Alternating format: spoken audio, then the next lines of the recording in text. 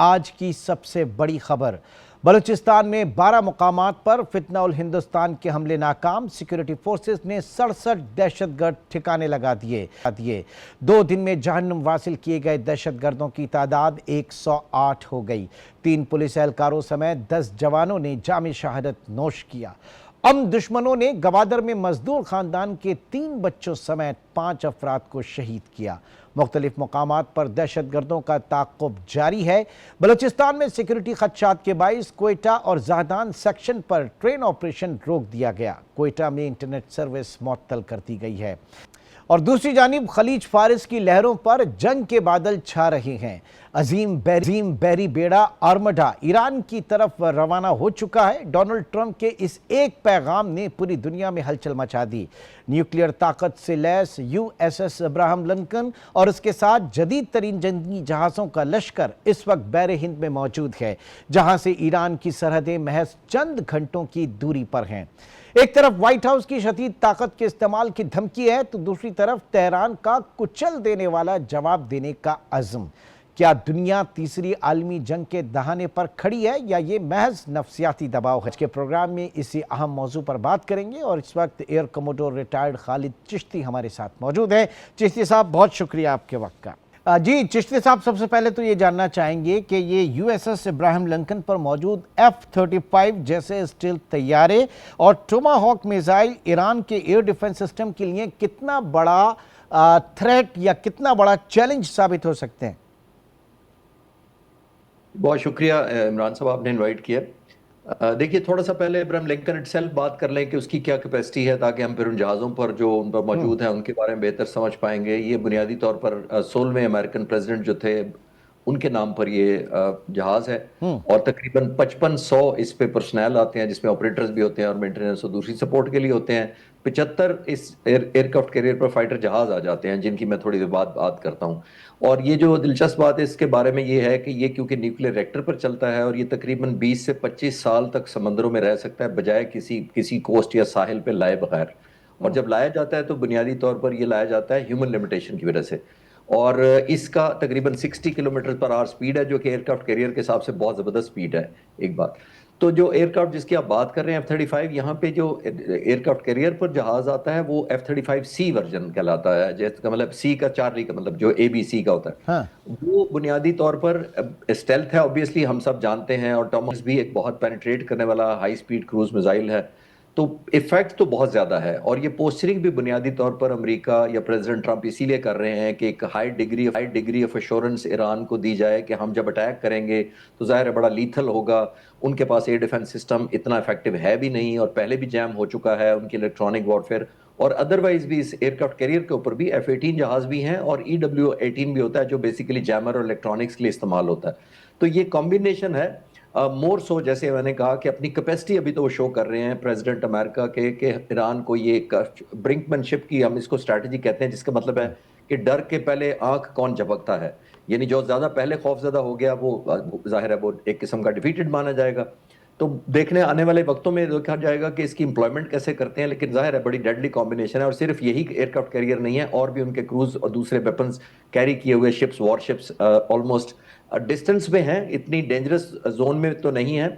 ये जो गल्फ के अंदर जो मौजूदगी उनकी इटसेल्फ ही जाहिर है उनकी रीच बहुत ज्यादा है इन जहाजों की, तो देखना ही पड़ेगा कि काम अनफोल्ड या अनलीश करते हैं ऐसी पावर को। ओके, अब जरा दूसरे एंगल से देखते हैं। ईरान के पास रशियन S-300 और उनका जो मुकामी तैयार करदा बॉवर 373 जैसा डिफेंस सिस्टम मौजूद है।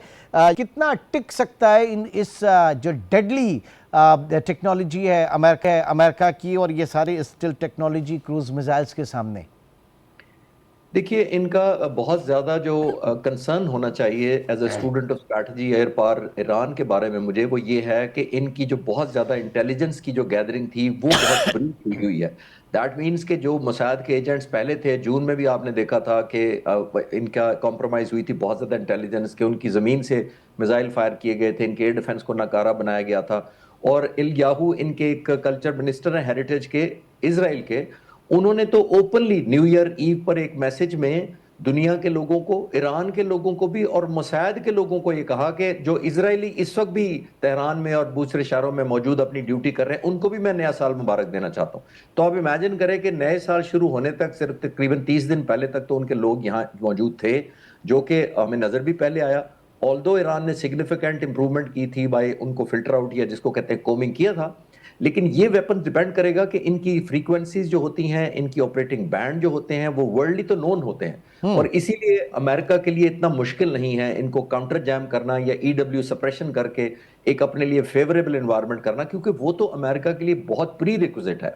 जब तक इनको थ्रेट को वो न्यूट्रलाइज नहीं करेंगे, वो मेरा नहीं ख्याल कि एट्रिशन लेने की पोजीशन में है या कोई कैजुअलिटीज अमेरिका इतना आदी नहीं है। आप एग्री करेंगे इतने सीनियर जर्नलिस्ट के तौर पर, जब भी उन्होंने अमेरिका ने हमला किया है अफगानिस्तान पर या लीबिया पर या किसी और मुल्क पर, वो under United nation umbrella mostly करते थे और फिर नेटो को इकट्ठा करके 42 मुल्क अफगानिस्तान पर हमला करते। ये पहली दफा हो रहा है कि अमेरिका खुद ऑलमोस्ट स्टैंड अलोन कर रहा है। तो अमेरिका तो इतना ज्यादा आदी नहीं है, जब कलेक्टिव डैमेज होता है या कोलैटरल साइड पे डैमेज होता है तो वो अमेरिका ले लेता है। और अगर आप हिस्ट्री से मुझे चाहते हैं तो एक ईगल क्लॉ एक ऑपरेशन किया था अमेरिका ने 1980 अप्रैल 24-25 1980, और वो ऑपरेशन के दौरान उनको इन्होंने जो हॉस्टेज लिए हुए थे अमेरिकन, उनको रिहा कराना था, जो 50 के करीब अमेसी में इनकलाब के बाद ईरानियों ने हॉस्टेज बनाए हुए थे। लेकिन वो ऑपरेशन बुरी तरह नाकाम हुआ था और आपस में भी रेस्क्यू के दौरान हेलीकॉप्टर इनके C-130 टकरा गए थे। 8 कैजुअलिटीज हुई थी अमेरिका की, सिर्फ 5 एयरफोर्स के लोग और 3 मरीन के लोग मारे गए थे। और कहा जाता है कि प्रेसिडेंट ट्रंप जो है इलेक्शन उसी वजह से हारे थे कि वो ऑपरेशन नाकाम हुआ था। तो मेरा ख्याल है इनको हिस्ट्री बहुत याद होगी। प्रेसिडेंट ट्रंप मेक श्योर करेंगे कि उनकी अपनी अट्रिशन ना हो, क्योंकि देखिए ईरान छोटा मुल्क है, अगर वो मिनिमम डैमेज भी कर लेता है, चाहे उनके वॉरशिप्स को करे या किसी जहाज को, वो बहुत बड़ी ह्यूमिलेशन एम्बैरेसमेंट हो सकती है अमेरिका के लिए। ठीक, यानी इससे पहले जो कहा कि कौन पहले पलक जो है वो झपकता है, तो ये एक ये नर्व्स जो है उसी का इम्तिहान है इस वक्त जो असल चल रहा है। जी बिल्कुल ठीक कह रहे हैं आप, क्योंकि अमेरिका के पास ऑप्शन जाहिर है मिलिट्री फोर्स की तो है ही है, लेकिन जाहिर है वो चाहेंगे कि अगर हम इस हद तक डिग्री ऑफ अश्योरेंस ईरान के और लीडरशिप के ज़हनों में डाल दें कि हम आया चाहते हैं और किसी वक्त भी अनफोल्ड कर देंगे, और अगर आए तो हम बहुत तबाही मचाएंगे, एक element of will to fight को हम अगर हिट बैक करें, अगर अमेरिकन कर सकें, और ईरानियन की जाहिर है वही मेन है कि उनकी विल बहुत है लड़ने के लिए, और अगर उसको वो कॉम्प्रोमाइज करवा दें या टारगेट कर दें तो शायद अमेरिका ये चाहेगा कि उसको मिसाइल या वेपन फायर ही ना करने पड़े। और क्योंकि बड़ा इंपॉर्टेंट एक आखिरी पॉइंट इस सवाल के जवाब में इमरान साहब ध्यान में रखिएगा कि अमेरिका के ग्लोबली 702 सैटेलाइट्स और एयर बेसिस है, 702 आउटसाइड अमेरिका। तो जितने इस रीजन में हैं वो तो हिट लेजिटिमेट टारगेट हो जाएंगे ना जब ये अमेरिका ने अनलीश कर दिया, तो वो भी एक रिस्क है। और रूस के 5 है ग्लोबली, चाइना का 1 है सिर्फ, और इनके 702 हैं। तो जितना ज्यादा अमेरिका फैला हुआ है उतना वल्नरेबिलिटी उसके मफादात जो है वो ज्यादा स्टेक के ऊपर लगे हुए हैं। अच्छा सर, ये जाहिर है कि ईरान की अगर हम एयरफोर्स की बात करें वो तो जाहिर है कि पुरानी है, लेकिन उसका मिसाइल प्रोग्राम काफी जदीद है, बड़ी उन्होंने इसके ऊपर इन्वेस्टमेंट की है। क्या ईरान इतना कैपेबल है कि वो अपने ड्रोन्स के जरिए अमरीकी बहरी बेड़ा जो है उसको सिचुएशन अटैक, जो एक साथ बहुत सारे मिसाइल्स जो है वो फायर कर दिए जाते हैं, उससे वो धोखा दे सकता है? देखिए अभी इमरान साहब, इन्होंने ये तो मैं कंफर्म कर सकता हूं कि जून जब भी ये कॉन्फ्लिक्ट हुआ था पिछला वाला ईरान इजराइल और अमेरिका के दरमियान, उसके बाद मैसिव स्पेंडिंग की है ईरान ने मिलिट्री हार्डवेयर और खासतौर पर ड्रोन को एनहांस करने की। और एक वजह जो अभी मुजाहरे हो रहे थे तेहरान और इर्द शहरों में, एक वजह ये भी थी कि ईरान की इतनी ज्यादा स्पेंडिंग हुई थी कि आम लोगों की इक्तसादी हालत में बहुत बुरा असर पड़ा था डिफेंस स्पेंडिंग की वजह से। अब देखना ये पड़ेगा कि आया इन्होंने इतनी खास तौर पे एयर डिफेंस को और खास तौर पे ड्रोन जो आप जिक्र कर रहे हैं उसको इतना मजबूत या इतना प्रोडक्टिव या इतना लीथल और इतनी रेंज तक कर लिया है कि वो एयरक्राफ्ट कैरियर तक करें। क्योंकि देखिए मैं बिल्कुल ये नहीं कह रहा कि पॉसिबल नहीं है, लेकिन अमेरिकन एयरक्राफ्ट कैरियर दुनिया का सबसे बड़ा ये एयरक्राफ्ट कैरियर है, बहुत एक जोम है अमेरिका को और बहुत बड़ा प्राइड है। बाय द वे मैं ये भी मेंशन करता चलूं कि इसी जो वॉरशिप है इनका, ये बुनियादी एयरक्राफ्ट कैरियर जो इसकी हम अब्राहम लिंकन की बात कर रहे हैं, इसका मोटो है शेल नॉट पैरिश। तो आप इससे अंदाजा लगाएं उनका कितना जोम है इसके ऊपर कि इसको तो डुबोया ही नहीं जा सकता। तो अगर Iran saturation of air defence जिसका आप जिक्र करते हैं कि उसका अपना जो नहीं सर, लेकिन दूसरी तरफ ये भी कहा जाता है ना कि पर्शियन गल्फ जो है वो बड़ा तंग आबी रास्ता है, और इतना बड़ा बहरी बेड़ा अगर वहां पर मौजूद है तो ईरान का जो मिसाइल प्रोग्राम और स्पेशली जो खुदकुश मिसाइल्स होते हैं, जो कामाकाजी ड्रोन्स होते हैं, उनके लिए ये एक हदफ बन सकता है, बड़ा हदफ।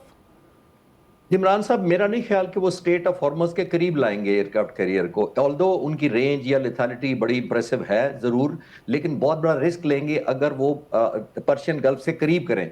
वो इतने डिस्टेंस पर रखेंगे कि इनकी एयरफोर्स ना पहुंच सके, और हाँ। उनके पास, अमेरिकन के पास अर्ली वार्निंग बहुत ज्यादा हो, क्योंकि जितना वो करीब आते जाएंगे, अगर एयर डिफेंस सैचुरेट कर देता है ईरान और मैसिव हंड्रेड्स में फायर कर देता है अगर ड्रोन्स, और शायद वो उम्मीद रखे कि चंद कामयाब हो जाए अपने पहुंचने टारगेट, तो वो अमेरिका के लिए 5-2% भी बहुत ज्यादा ह्यूमिलेशन होगी। तो मेरा नहीं ख्याल कि अमेरिका अपनी अर्ली वार्निंग को कम करने का कोई रिस्क लेगा कि इतना करीब आ जाए, क्योंकि उनको जरूरत नहीं है। F-35 की बहुत रेंज है, इनके स्टैंड ऑफ वेपन्स की बहुत रेंज है, टोमाहॉक बहुत मिसाइल दूर से फायर किया जा सकता है। तो मेरा ख्याल नहीं है कि वो कभी भी ऐसे वर्नरेबल रेंज में आएंगे जिसमें इनके ड्रोन आ सकें, और अगर वो लाएंगे तो मेक श्योर करेंगे कि उनका एयर डिफेंस सिस्टम इतना स्ट्रांग है कि वो इंटरसेप्ट करने की पोजीशन में हो, अगर ड्रोन इकट्ठे रैपिड फायर भी कर दिए जाए। Well, it's purely battle of nerves जो इस वक्त नजर आ रही है, जो सिचुएशन इस वक्त है। ऐसे में ट्रंप जब स्पीड एंड वायलेंस की बात करते हैं तो फिर क्या हम समझते हैं कि ये मखसूस टारगेट, जैसे आप न्यूक्लियर साइट्स वगैरह हैं, इस तरह के जो उनके उसके ऊपर एक सर्जिकल स्ट्राइक्स हो सकती है, या फिर एक ये फुल फ्लैट जंग में कन्वर्ट हो सकती है, खुदा ना खास्ता अगर ये छिड़ी तो, जो कि अभी इस वक्त बहुत मोहतात हैं? देखिए, फुल फ्लैज जंग तो तब वो करें अगर वो फुट ऑन ग्राउंड करने की पोजीशन में हो, क्योंकि जब वैक्यूम क्रिएट होगा फुल फ्लैज जंग में, तो वैक्यूम कौन भरेगा? रजा शाह पहलवी के बेटे तो पिछले 47 सालों में से अमेरिका में रह रहे हैं, वो तो 19 साल के थे जब चले गए हैं। ऑल्टरनेट लीडरशिप ना होने के बराबर है। तो दुनिया में इस तरह की जो कू या बगावत कराई जाती है, या इस तरह के मुजाहरे कराए जाते हैं, या इस तरह का ऑपरेशन कराया जाता है, उसमें एक वैक्यूम फिल करने वाली लीडरशिप और फोर्स बिल्कुल स्टैंड बाय होती है, यानी वो टेक ओवर कर लेते हैं। ईरान में मैं ऐसा नहीं देख रहा। एक तो ये एक एलिमेंट है। दूसरा, foot on ground America risk बिल्कुल लेगा। वेनेजुएला और ईरान में जमीन आसमान का फर्क है। बिल्कुल। तीसरा और मोस्ट इंपॉर्टेंट ये है कि अगर आप कहेंगे न्यूक्लियर को हिट किया, तो फिर उनको मानना पड़ेगा कि पिछली न्यूक्लियर स्ट्राइक कामयाब नहीं हुई थी। मैं उस वक्त से कह रहा हूं पिछले 7 महीनों से कि इनकी न्यूक्लियर स्ट्राइक उस तरह कामयाब नहीं हुई। ये अभी भी रिविजिट करेंगे उसको, और वही निशाना नजर आ रहा है। अगर इतना मैसिव डिस्ट्रक्शन की थी इमरान साहब, जो ये कहते थे कि हमने 30-40 साल पीछे धकेल दिया है न्यूक्लियर प्लांट को, तो फिर दोबारा अटैक करने की क्या जरूरत है? इसका मतलब है पहले अटैक इतने कामयाब नहीं थे। तो फुल फ्लैज में नहीं देख रहा। यानी इस वक्त हम देख रहे हैं कि जो अज़्म इस वक्त ईरान की तरफ से आ रहा है कुचल देने का, वो अपनी जगह पे स्टैंड कर रहा है। बहुत बहुत शुक्रिया, thank you very much Khalid Chishti साहब। इस ऑफ नर्व्स है इस वक्त रीजन में देखी जा रही है, इसका क्या रिजल्ट निकलता है, ये जो सारी वॉर स्ट्रेटजी जो है और वॉर एक्सपर्ट्स जो हैं, इसके ऊपर बहुत बेहतर अपना पॉइंट ऑफ व्यू पेश कर सकते हैं, और खालिद चिश्ती साहब जो है वो अपना व्यू पेश कर रहे थे। आपका बहुत शुक्रिया।